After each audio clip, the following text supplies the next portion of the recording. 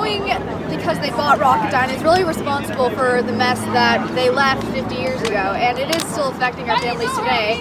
And you know, it's taken them half a century to rally, and they still haven't cleaned it up. So this is where we're starting.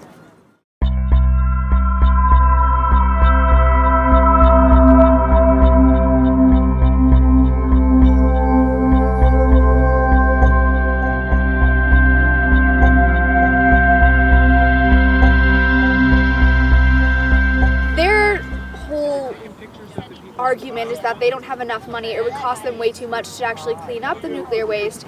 So we figured we might as well pitch in and help out the cause.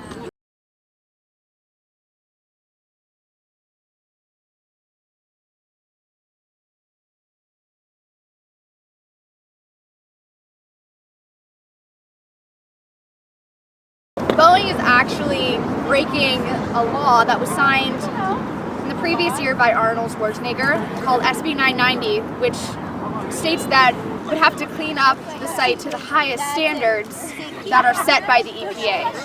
Besides the partial meltdown, over the decades there were at least 3 other reactor accidents and burning of radioactive and chemical waste in open air pits, plus tens of thousands of rocket tests until just a few years ago.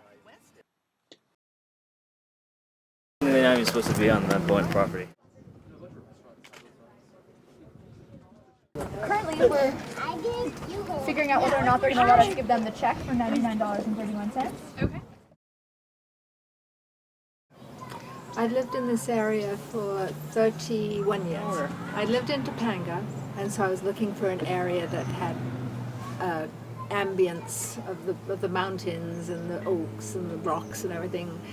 Could no longer afford Topanga, and so stumbled across the Susanna Knolls, which I thought was a very quiet little unimpacted area until the story broke in 1989. Well, there's a lot of radioactive contamination from a partial meltdown that occurred and a bunch of other reactor accidents. There's a ton of other chemical contamination. So every time the wind blows or the rain comes, the contamination that's on this hill wants to move off the hill down to where these people live. And, you know, this company is a big, powerful company. It's responsible for the contamination. They should clean it up. So they're making a point, which is, listen, they're doing their bit. They held a bake sale. So why doesn't the company now do its bit and stop resisting the cleanup?